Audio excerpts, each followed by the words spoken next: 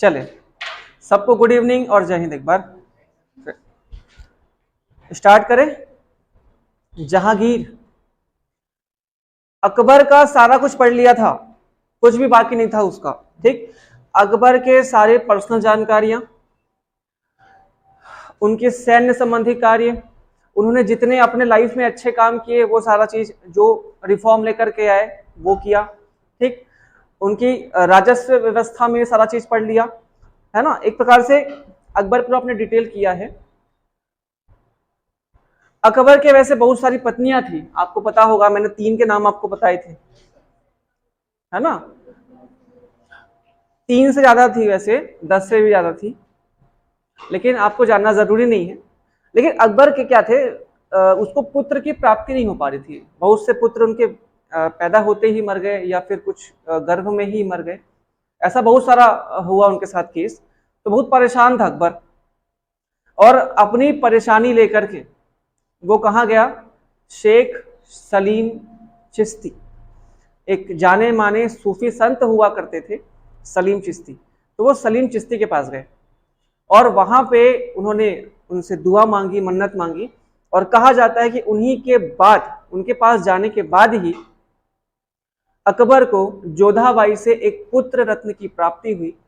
ठीक, जिसका नाम अकबर ने उसी के नाम पे क्या रखा, सलीम। ठीक, आप जिसको जहांगीर के नाम से जानते हो वही कौन है, सलीम है। इस चीज को ध्यान रखो। फिर बाद में बोलते हो सर फरीद कौन था और शेर खां कौन था, और उसके बाद शेरशाह कैसे बन गया। ठीक, तो वापस वही बोलूंगा, गंगाधरी शक्तिमान है तो वैसे ही जहांगीर ही सलीम है। अब इनके 5-5, 6-6 नाम अलग अलग होते हैं, है ना। जैसे जौना खान किसका नाम था, जौना खान मोहम्मद बिन तुगलक का था। अकबर का नाम भी अकबर था नहीं, जलालुद्दीन था। बाबर का नाम भी बाबर नहीं था, जहीरुद्दीन नाम था।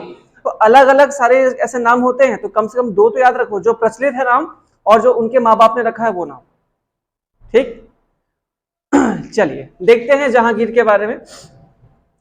जहांगीर की माता का नाम तो बताना तो नहीं पड़ेगा, लेकिन लिख लेना, कभी कभी क्वेश्चन में आता है जब, तो आपको ना ऑप्शन में जोधाबाई नहीं देगा, आपको ऑप्शन में देगा क्या, मरियम। ठीक, हरखा भाई भी उनका नाम था, तो मरियम भी नाम, तो इनकी माता का नाम याद रखिए मरियम। मरियम, मरियम उज जवानी नाम था ना, पूरा नाम मरियम, तो मरियम नाम से आपको मिलेगा। ठीक, मरियम। पिता का नाम तो अकबर है, याद है ये। अब सलीम के साथ दिक्कत क्या थी, एक अमीर घर का लड़का, एक संपन्न परिवार का लड़का जो बड़े नाज के साथ पला बढ़ा है, और इसको मिन्नतों के साथ दुनिया में बुलाया गया, उसके बिगड़ने के चांसेस 100% होते हैं। भगवान बचा लिया तो बच जाएगा, अदरवाइज उसका बिगड़ना तय है। और सलीम के साथ भी ऐसा ही हुआ। जोधाबाई जैसी माँ, अकबर जैसा पिता, दोनों के लाड प्यार में बिगड़ गया सलीम। ठीक, उसकी करस्तानियां महल के बाहर जाने लगी, अकबर हो गया नाराज, अकबर ने भेज दिया बाहर। तो बाहर भेज दिया, बोला युद्ध उद्ध में जाएगा, थोड़ा सा धूल खाएगा तो सुधर जाएगा। तो युद्ध उद्ध करके बढ़िया, उसकी रण कौशल भी अच्छी थी, अच्छा मतलब साहसी था। ठीक, बढ़िया युद्ध वगैरह बाहर से जीत करके आया वापस, लेकिन वैसी का वैसी बना रहा, उसमें कोई परिवर्तन नहीं है, उल्टे और बिगड़ गया। उसकी लाइफ में जितने भी रंगबाजियां थी ना, उसने सब किया, सब। अभी शाहरुख जी का लड़का है ना, एग्जाम्पल नहीं दूंगा लेकिन समझ सकते हो। ठीक है, सारी रंगबाजियां करेगा, लेकिन छूट भी जाते हैं और सबूत भी नहीं मिलते। तो ऐसे इसके साथ भी था। इसकी लाइफ में बहुत सारी लड़कियां आई, गिनती नहीं है। ठीक, एक तो मदिरा बहुत पीता था, ठीक है, तो उसी से संबंधित इसने काम करा है। पहले इसकी जानकारी मैं थोड़ा बता देता हूं आप लोग को। इसकी पहली शादी हुई मान बाई के साथ, मानबाई, ठीक, मानबाई, मानबाई के साथ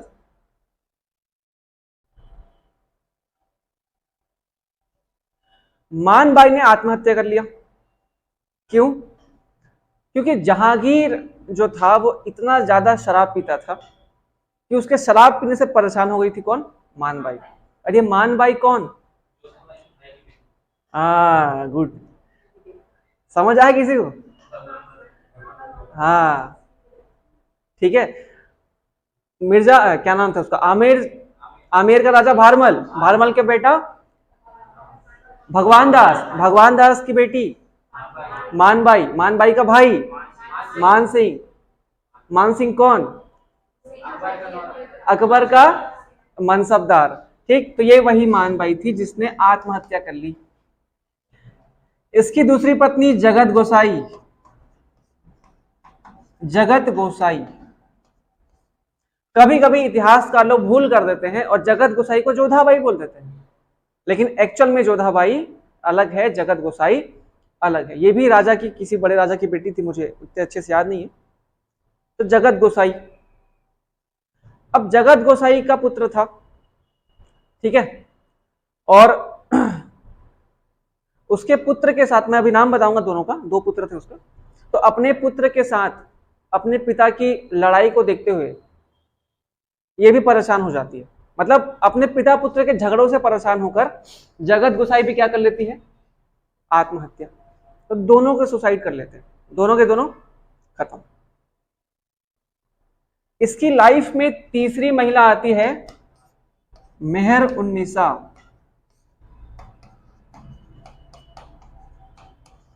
मेहरुन्निसा, मेहर उन्निसा, मेहरुन्निसा, मेहरुन्निसा,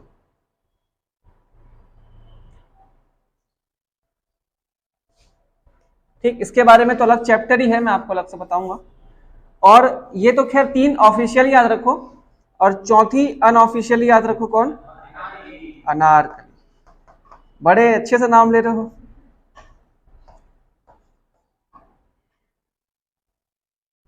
पहचान वाली है? अकबर के दरबार में रहे होगे तो थोड़ा सपना आ रहा होगा, जहांगीर ले गया, नजरें तो आपकी भी थी, ठीक। अनारकली, ठीक है, ये इनके बारे में भी याद रखो। सलीम के दो बेटे हुए, एक का नाम था खुशरो, खुशरो, ठीक, खुशरो, खुशरो। और दूसरे बेटे का नाम था खुर्रम, खुर्रम, खुर्रम, खुर्रम, ठीक, खुशरो और खुर्रम। अब देखो, जहांगीर को गद्दी कब मिली? 1605। जब भी राजा का डेट, राजा के साथ उसका डेट होता है, तो वो डेट क्या होता है एक्चुअल में?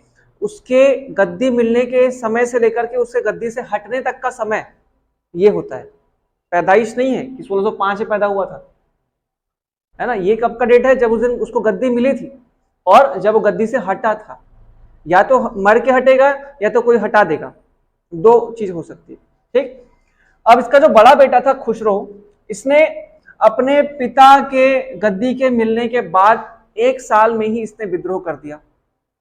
शुरुआत तो इसी ने किया था अपने पिता के विरुद्ध बगावत करने का। अकबर के विरुद्ध बगावत किया था ना 1602 में, ठीक। और खुसरो ने कर दिया बगावत 1606 में। जस्ट 1 साल बाद ही क्या कर दिया इसने? बगावत कर दिया। जस्ट 1 साल बाद इसने बगावत कर दिया 1606 में। और ये चीज जहांगीर को अच्छी नहीं लगी। खुसरो के विद्रोह को दो लोगों ने अपना समर्थन दिया था। पहला,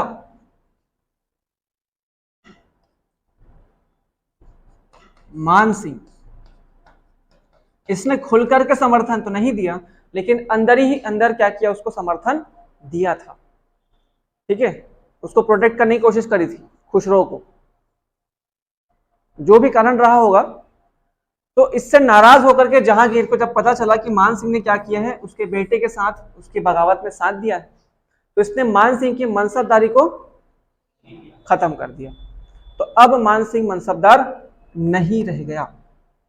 जिसने अकबर के लिए काबुल, कंधार, बंगाल ये सब को जीता था, उसको जहांगीर बेवकूफ ने क्या कर दिया, अपने पद से ही हटा दिया। अकबर की सबसे बड़ी खासियत ये थी कि उसको व्यक्तियों के पहचान करने की अच्छी समझ थी, वो लोगों को जानता था। उसने 9 रत्न ऐसे ही नहीं रखे थे, चुन चुन कर रखे थे सारे के, जो उससे काम आए, है ना। एक अच्छा व्यक्ति, एक अच्छा राजा वही होता है जो एक अच्छे कर्मचारी और एक अच्छे अधिकारियों को समझने की, एक परख करने की समझ रखता है, और अकबर के में विशेष गुण था। अकबर ने खुद ज्यादा काम नहीं किया है, उसके लोगों ने उसके लिए ज्यादा काम किया है। अकबर के पास आइडिया था कि कैसे लोगों को अपना बना के रखा जाए।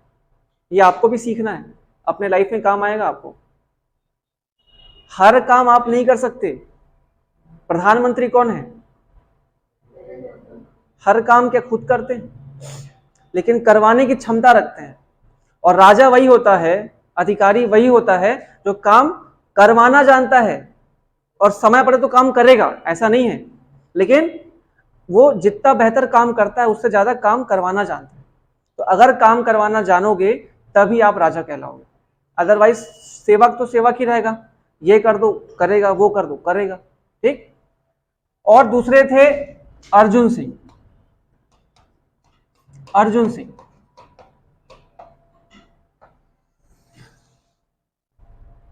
सिख धर्म के 5वें नंबर के गुरु।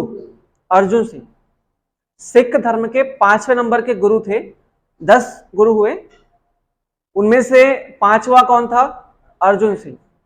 तो ये 5वें गुरु अर्जुन सिंह, इन्होंने भी खुसरो का समर्थन किया, जिसको जहांगीर ने मृत्यु के घाट उतार दिया। ठीक। तो अर्जुन सिंह की क्या करवा दी गई? हत्या। ठीक है, अर्जुन सिंह की हत्या करा दी गई। ठीक। चलिए, जहांगीर ने अपने गद्दी पर बैठते ही एक घोषणा किया और 12 सूत्री कार्यक्रम चलाए। ठीक है, 12 सूत्री कार्यक्रम।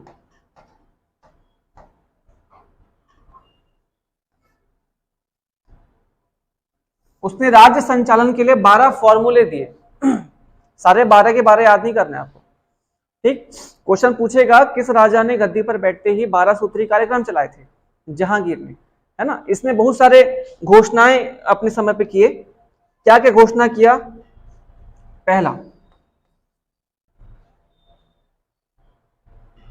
इसने अपने राज्य में सबसे पहला काम किया, वाइन, मदिरा पर प्रतिबंध, बैन कर दिया। इसने अपने साम्राज्य में दारू भट्टी बंद करा दिया। यह बिहार का नीतीश कुमार बन गया। ठीक है,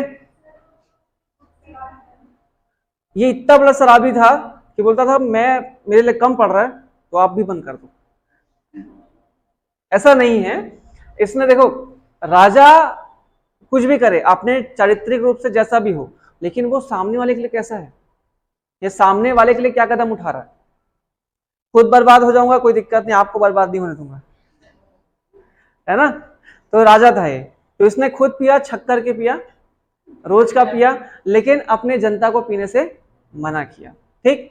इसने दूसरा काम किया, मीट, मांस पर रविवार और गुरुवार बैन कर दिया। अजीब है, क्या करोगे। अभी अगर रविवार को आप चिकन खाने पे बैन कर दोगे तो आधे लोग बगावत कर देंगे। हफ्ते भर तो वेट करते हैं, उसी दिन का बैन कर दिए।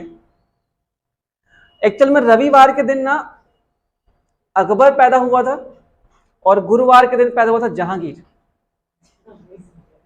तो बोला मेरे बर्थडे के दिन, मेरे पिता के बर्थडे के दिन कोई बेजुबान जानवर नहीं मारा जाएगा।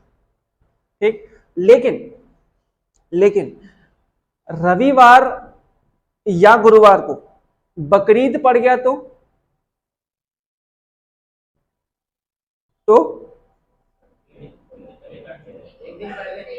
ऐसे काट लो एक दिन पहले। खाने का दिक्कत थोड़ी ना है कि आप कल काटा आज खा लो। अरे कुर्बानी का दिन होता है बकरीद। बकरीद क्यों मनाई जाती है?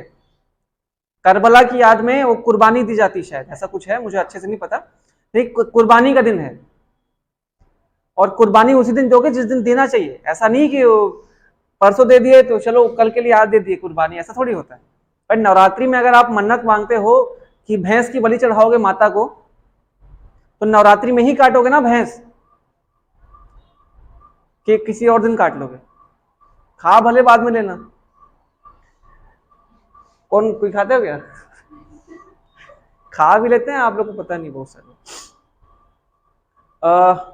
हाँ, तो रविवार और गुरुवार को उसने मांस पर प्रतिबंध लगा दिया था। ठीक है, इसने जुए पर प्रतिबंध लगाया। गैम्बलिंग, जुआ, गैम्बलिंग, जुआ खेलना बैन, गैम्बलिंग प्रतिबंध, कोई जुआ नहीं खेलेगा।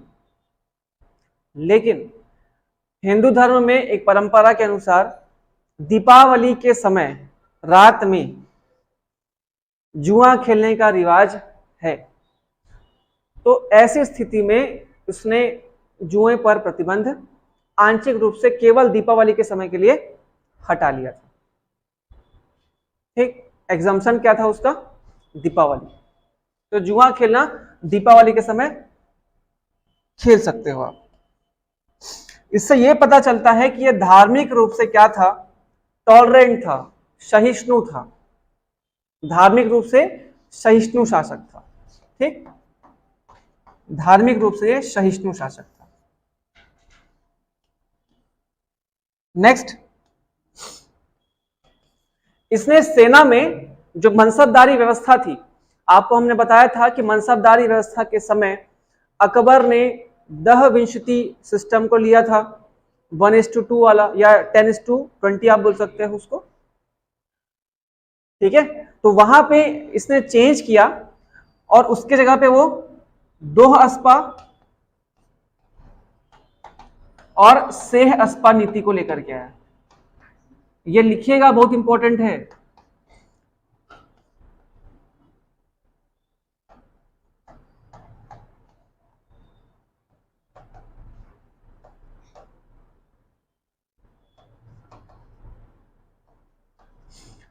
दोह अस्पा और सेह अस्पा सैन्य नीति किसकी थी? जहांगीर की। जहां अकबर के समय मनसबदारों का रेशियो क्या था? 10:20 का था। वहां पे इसने बदलते हुए इसको 20:30 या फिर इसको 2:3 कर दिया, 2:3 कर दिया। ठीक,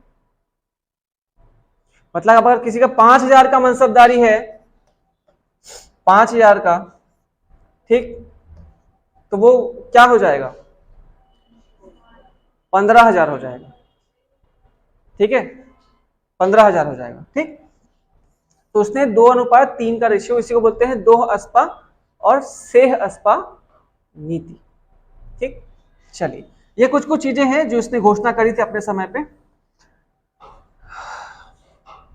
जहांगीर का समय अपने टाइम में दो चीजों के लिए बहुत फेमस रहा। दो चीज, पहला पेंटिंग, चित्रकला, और दूसरा उसकी न्याय व्यवस्था, जस्टिस प्रणाली। ठीक, तो पहले देखते हैं अपन उसकी न्याय व्यवस्था। न्याय व्यवस्था,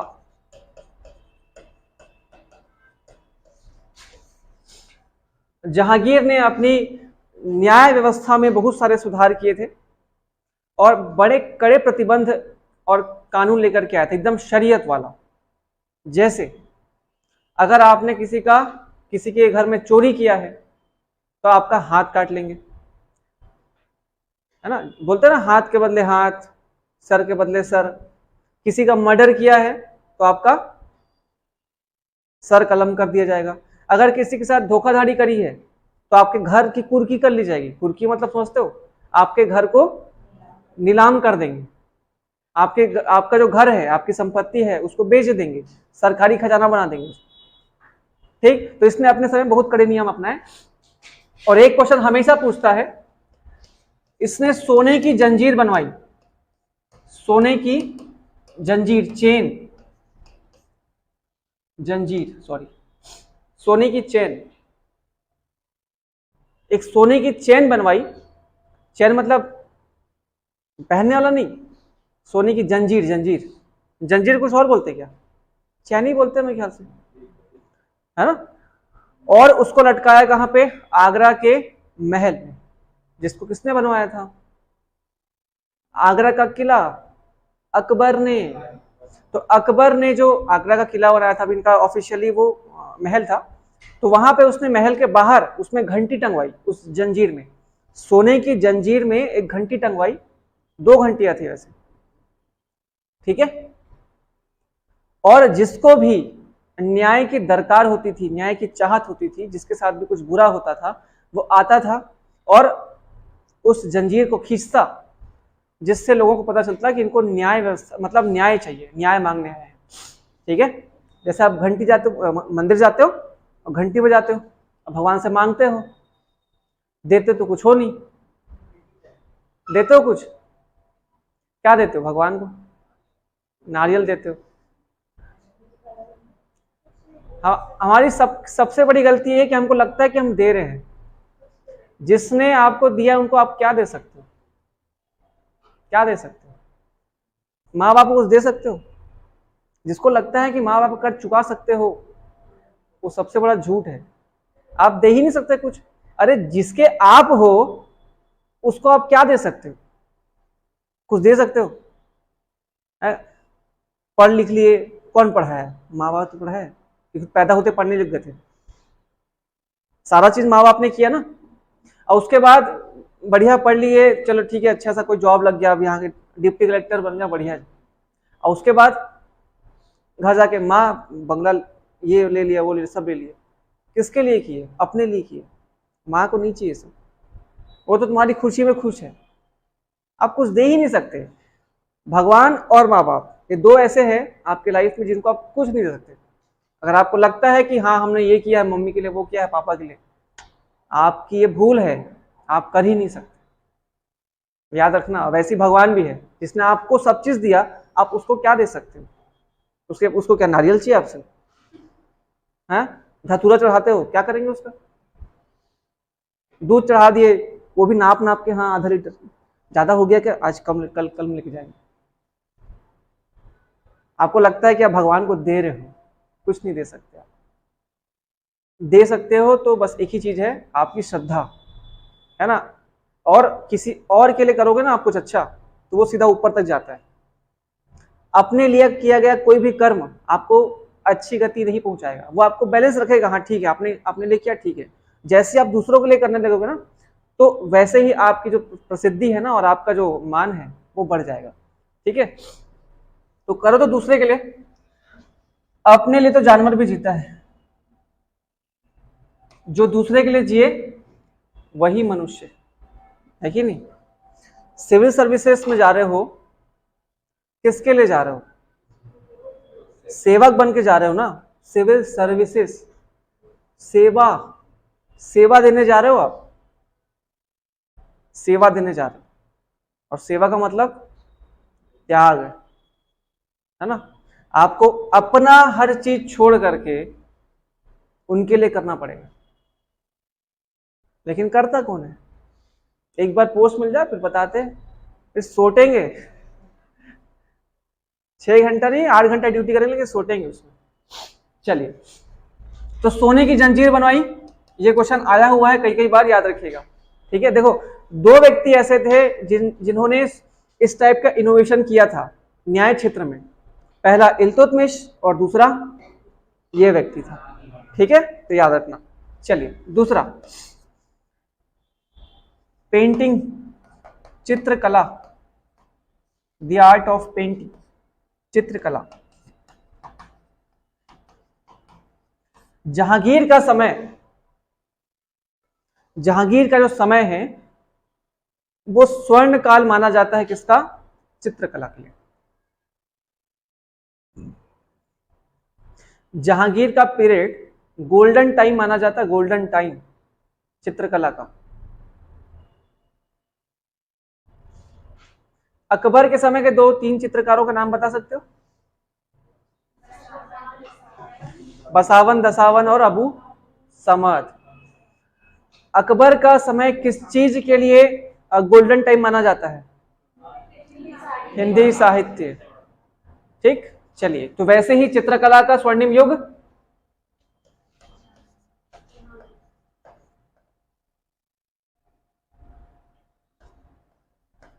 इसके समय पे 2 बहुत फेमस चित्रकार हुए।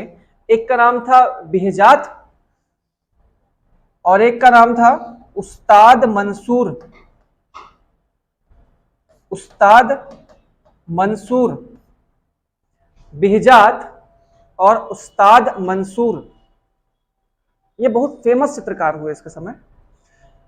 बिहजात को जब देखा यूरोपियन ने, मतलब जो यूरोप से लोग आए थे, बिहजात की पेंटिंग देखी तो इसकी पेंटिंग एकदम कायल हो गए और इसकी जो तुलना थी वो अपने यहाँ के एक पेंटर थे जिनका नाम था राफेल। तो राफेल से इसकी तुलना करी और इसको ईस्ट का राफेल कहा, पूर्व का राफेल। तो बिहजात को क्या कहा गया? ईस्ट का राफेल, पूर्व का राफेल। राफेल, पूर्व का राफेल। बिहजात, बहुत इंपॉर्टेंट क्वेश्चन। स्वर्णिम युग इसके समय था, जहांगीर के समय, लेकिन ज्यादा क्वेश्चन देखना आपको अकबर के समय के चित्रकार से पूछता है, क्योंकि इसके समय को सब पता है, अकबर का छोड़ देते हैं लोग। जहांगीर की ना एक बुक है, उसकी आत्मकथा, उसकी ऑटोबायोग्राफी, जिसका नाम है तुजुक-ए जहांगीरी। ये बहुत इंपॉर्टेंट क्वेश्चन है। तुजुक-ए जहांगीरी, तुजुक-ए जहांगीरी, ऑटोबायोग्राफी ऑफ जहांगीर। जहांगीर की आत्मकथा, तुजुक-ए जहांगीरी, तुजुक-ए जहांगीरी। कौन सी भाषा में होगी बता सकते हो? अच्छा, अब तो हो गई भैया तुर्की बाबर के साथ खत्म, अब फारसी में। ठीक, इसमें अपने आप के बारे में जहांगीर ने एक कहा कि मैं चित्रकला का इतना बड़ा विशेषज्ञ हूं, इतना बड़ा जानकार हूं, इतना मास्टर हूं कि अगर मेरे साम्राज्य में, पूरे मेरे किंगडम में जितने भी बड़े चित्रकार हैं, वो सारे लोग मिलकर किसी एक पेंटिंग को बनाए तो उस पेंटिंग का कौन सा हिस्सा कौन से चित्रकार ने बनाया है ये मैं बता सकता हूं। इतना बड़ा जानकार, मतलब अगर जैसे आपने पेंटिंग देखा हुआ मोनालिसा, दुनिया की सबसे फेमस पेंटिंग, मेरे को सबसे सड़ी लगती है वो बेवकूफ लोग मानते हैं अच्छी, और हम लोग ज्यादा बेवकूफ है कि उसको, हम लोग क्या एक से एक पेंटिंग है, तो वो पेंटिंग अब किसी व्यक्ति ने उसको 5 लोगों ने मिलकर के अगर बना लिया है ना, अब 5 लोगों ने मिलकर के अलग अलग बनाया, किसी ने नाक बनाया, किसी ने आंख, किसी ने कान, तो जहांगीर बोलता है कि आंख किसने बनाई है मैं बता सकता हूँ, कान किसने बनाया है ये मैं बता सकता हूँ, मैं इतना बड़ा है ना, इतना बड़ा जानकार हूं। इनके समय पे ना ऑयल पेंटिंग बहुत फेमस था, जहांगीर के समय ऑयल पेंटिंग।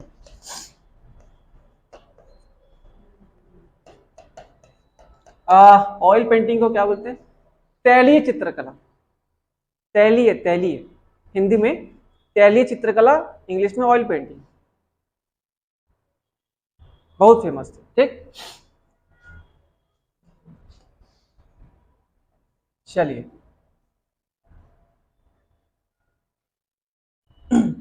अच्छा, अकबर के दूसरे बेटे का चैप्टर बचा हुआ है, एक तो मर गया खुसरो, दूसरा कौन था? खुर्रम। अकबर का दूसरा बेटा खुर्रम, हाँ वही, मतलब सॉरी, जहांगीर का दूसरा बेटा खुर्रम। खुर्रम को इसने साउथ इंडिया भेज दिया, साउथ इंडिया को जीतने के लिए, और जब खुर्रम साउथ इंडिया जीत करके आया तब इसने कहा कि तुम पूरे जहान के, पूरी दुनिया के क्या हो, बादशाह हो, और इसको एक उपाधि दिया शाहजहां। तो क्वेश्चन आएगा आपको, शाहजहां का मूल नाम क्या है? खुर्रम। ठीक, तो खुर्रम को शाहजहां का टाइटल, उपाधि किसने दिया? उसके पिता ने ही दिया था, जहांगीर ने ही दिया था। ठीक है, तो ये याद रखना, खुर्रम शाहजहां, क्योंकि अभी आएगा इसका नाम बार बार, खुर्रम शाहजहां। ठीक, उसकी 3 पत्नियों के नाम बताया, एक मेहरुन्निसा, मानबाई और जगत गोसाई। जगत गोसाई का चैप्टर खत्म, मानबाई का चैप्टर खत्म, कौन बच गई? मेहरुन्निसा। ठीक है, अब देखते हैं मेहर उन निसा के बारे में।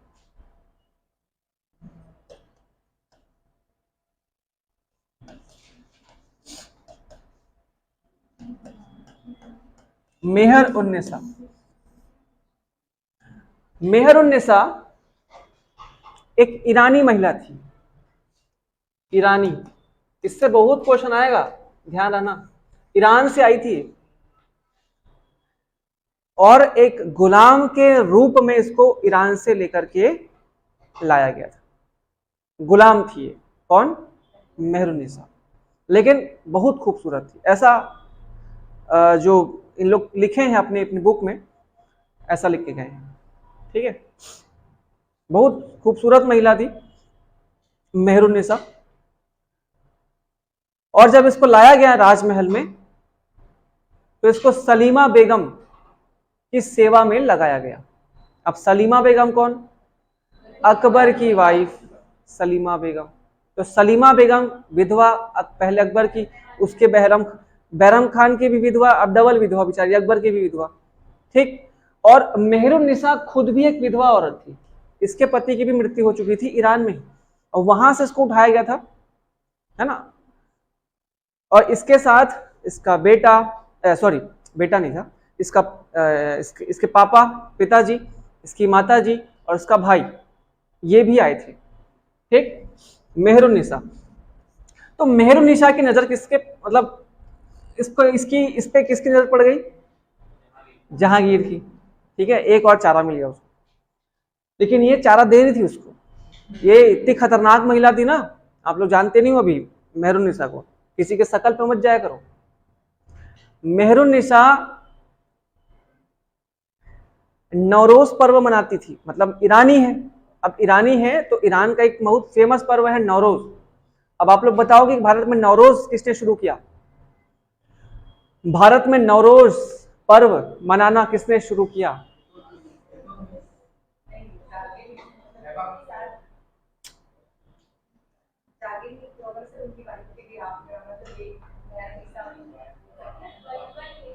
बलबन। एक आया आंसर, कहां से नहीं पता आया? बलबन, बलबन ने स्टार्ट किया था। ये क्वेश्चन बहुत इंपॉर्टेंट है, आप लोग कैसे मिस कर रहे हो? तो मेहरुन्निसा ने अपने एक पर्व नौरोज के दिन बड़ी सज धज के निकली थी। आम समय में तो देखा नहीं रहा जहांगीर इसको, लेकिन नौरोज के दिन देख लिया। अब जैसे आप दीपावली के दिन एकदम सज धज के निकलते भी निकलते दिया बांटने के लिए, और जैसे आपका बर्थडे रहता है तो सजते हो, तो वैसे ही ये सज के निकली थी बढ़िया। और इसकी मतलब इस पे किसकी नजर पड़ गई? जहांगीर की। ठीक है, इसको देखता रहेगा, और उसके पास जा करके बोला कि आप इस पूरे महल की नूर हो। इस पूरे महल की क्या हो? नूर। नूर मतलब समझते हो? उजाला, चमक। ठीक, तो इसको नाम दिया नूर ए महल। इसको एक नाम दिया, बोला कि आप तो नूरे महल हैं मोहतरमा, नूरे महल हो। ठीक, अब नजर पड़ गई थी तो अब यहीं पे थोड़ी रुकता वो, आगे भी बढ़ा बात। ठीक, प्रपोजल भेज दिया कि आप मुझसे निकाह करेंगे। अब भारत का बादशाह आपसे पूछ रहा है, लड़कियों बताना, भारत का बादशाह आपसे पूछ रहा है, भले उसकी 10 शादियां पहले हो गई है, लेकिन आपसे पूछ रहा है कि आप मेरी, क्या बोलते हैं उसको, बेगम, बेगम बनेगी। तो नूरजहां पहले, आपने देखो, जो जो लड़की ज्यादा खूबसूरत रहती ना, वो ज्यादा भाव खाती है, और ये भी भाव खाई थोड़ी शुरुआत में, उसके बाद बोलती कि ठीक है। अब आया शादी का दिन, विवाह। तो जब शादी हुई, शादी कब हुई? 1611 में, 1611, 1611, 1611 में इनकी शादी हुई। शादी के दिन ऐसी सजी कि जहांगीर उसको देख देख के पागल हुआ जा रहा था, और उसने कहा कि मेरे से बहुत बड़ी गलती हो गई। क्या गलती हो गई? गलती ये हो गई कि मैंने आपको पूरे महल की नूर कह दिया। बहुत बड़ी गलती थी मेरी, पूरे जहान की नूर हो आप तो। इसका नाम पड़ गया नूर जहां।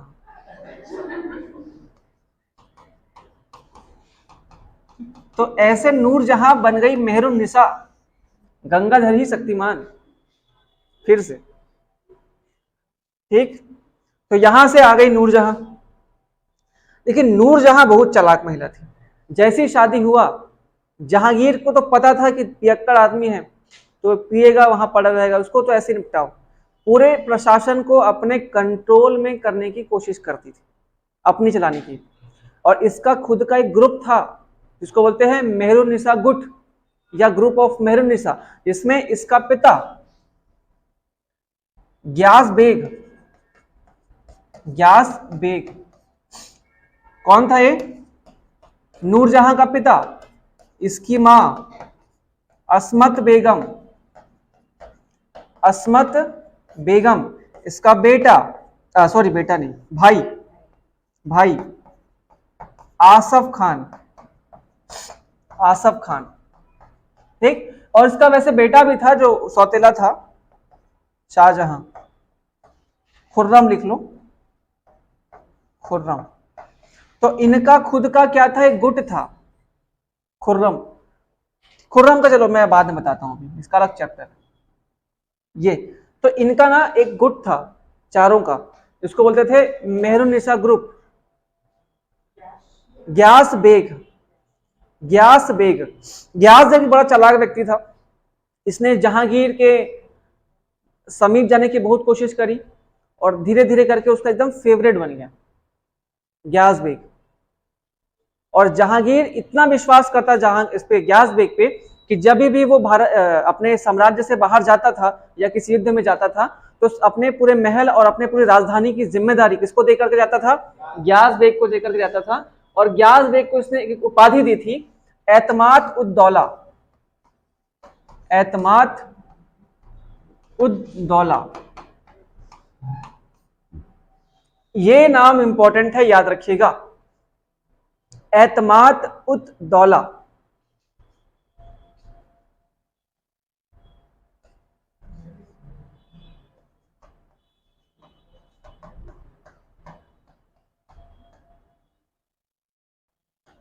एतमाद उद दौला,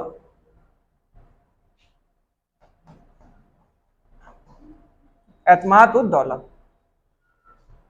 ठीक, एतमाद उद दौला का नाम इसलिए इंपॉर्टेंट है क्योंकि जब ये मरा तो इसकी कब्र बनाई नूरजहां ने आगरा में, एतमाद उद दौला को, और उसको कहा जाता है एतमाद उद दौला का मकबरा।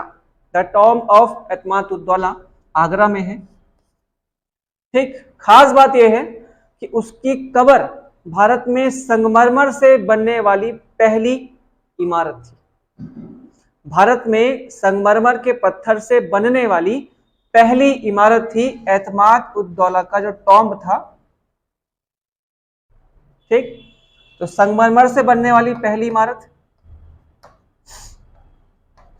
दूसरा चीज पूछता है कि ये जो मकबरा था, ये लिखे संगमरमर से बनने वाली पहली स्ट्रक्चर थी भारत में।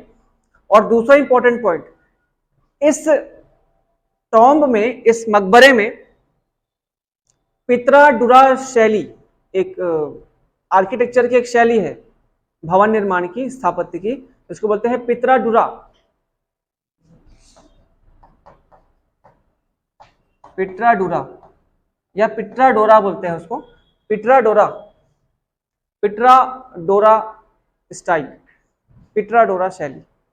तो भारत में पहली बार पिट्राडुरा शैली का यूज कब हुआ, कहां पे हुआ? एतमाद उद दौला के मकबरे में किया गया था। बनाया किसने था? तो नूरजहां, उसकी बेटी ने बनवाया था एतमाद उद दौला का मकबरा। एतमादुद्दौला का मकबरा, ठीक है, संगमरमर से बनने वाली भारत की पहली इमारत थी।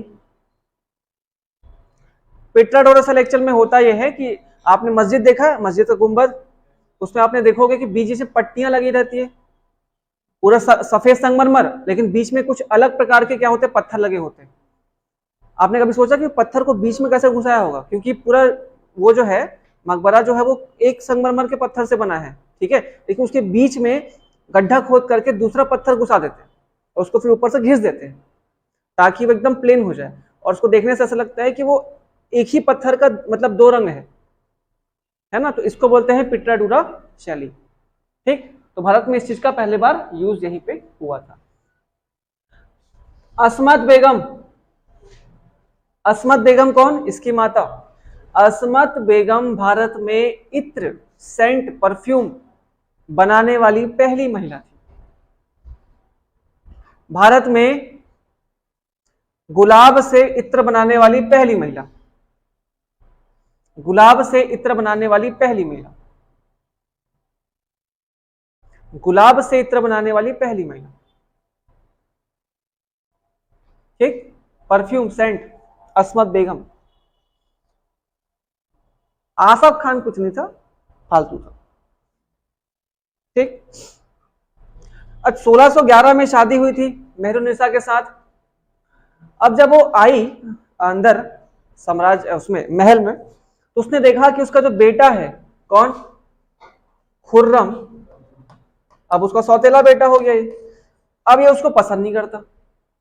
कोई भी बेटा जो है वो अपने पिता की दूसरी पत्नी को कभी पसंद इतने जल्दी एक्सेप्ट नहीं करता, ठीक। तो इसको लगा क्या नाम है इसका, नूरजहां को, कि जब तक ये मुझे सपोर्ट नहीं करेगा तब तक साम्राज्य में मेरी चलेगी नहीं, क्योंकि होने वाला उत्तराधिकारी यही है। तो इसने क्या किया, अपनी एक भतीजी, नूरजहां की एक भतीजी जिसका नाम था अर्जुमंद बानो बेगम, नूरजहां की भतीजी अर्जुमंद बानो, बेगम मत लिखना, तो शादी के बाद बनेगी, ठीक है, अर्जुमंद बानो। तो अर्जुमंद बानो को बोली कि मैं तो सीधा बादशाह को फंसा ली हूं, तो बेटे को फंसा ले, ठीक है। तो उसको भेजती रहेगी बार बार उसके पास। अब शाहजहां फिसल गया एक आध दिन, तो गलती से फिसल गया, अर्जुमंद के साथ उसकी शादी हो गई 1612 में। अब डेट देख लो, अर्जुमंद की शादी हो गई किसके साथ? खुर्रम के साथ, मतलब शाहजहां वर्सेस मुमताज। वर्सेस नहीं होगा भैया, लड़ाई हो जाएगी, वेट्स होगा, वेट्स। मुमताज और शाहजहां की शादी हो गई, डेट देख लो 1612। पिता की शादी हुई थी 1611 में और बेटे की शादी हुई 1612 में, ठीक। बहुत बड़ी बात थोड़ी है। अब पिता की 5वीं 7वीं 8वीं 10वीं शादी कर रहा है, तो उसकी पहली है। हालांकि इसकी शादी तय होने के बाद, मतलब अर्जुमंद बानो की और खुर्रम की शादी तय होने के बाद लगभग 6 महीने बाद शादी होती है, और 6 महीने के दौरान खुर्रम की 2 शादी हो जाती है, समझ रहे हो? मतलब दोनों की शादी फिक्स हुई मान ली 1 जनवरी को, और 1 जून को शादी होने वाली है, 1 जुलाई को, तो उस दरमियान इसकी 2 शादी हो जाती है उसके बाद तीसरी होती है। तो बड़ा अजीब ये सियासी उठापटक में होता है, कहीं गए हमला कर दिया, बोले मेरे बेटे शादी कर दो तुम्हारी बेटी की तो तुमको मार डालेंगे। ऐसे में क्या होता है, रिश्ते बन जाते हैं ना, उसके बाद फिर आप किसी पे चढ़ाई करना आसान हो जाता है और वो शांत भी रहता है आगे वाला। इसीलिए पहले के जमाने में शादियां बहुत होती थी, केवल मुसलमानों में या मुस्लिम राजाओं में नहीं, अदर आप भी देखोगे ना, अदर साम्राज्य के जो राजा थे उनमें भी यही हाल था। ये एक पॉलिटिकल व्यू है, एक स्ट्रेटेजी है, ना कि पूरी तरीके से एक वैवाहिक संबंध होता है, ठीक है। चलिए, तो ये इनकी शादी हुई 1612 में। बाद में खुर्रम विद्रोह कर देता है 1627 में, 1627 में विद्रोह कर देता है। अपने पिता के विरुद्ध अपने पिता के विरुद्ध 1627 में विद्रोह कर देता है और इसी दरमियान लाहौर में इनको कैद भी कर देता है और वहीं पे उनकी मृत्यु हो जाती है। तो जहांगीर मर गया 1627 में। 1627 में इसकी मृत्यु हो जाती है लाहौर में और वहीं पे उसका मकबरा बना देती है उसकी पत्नी नूरजहां।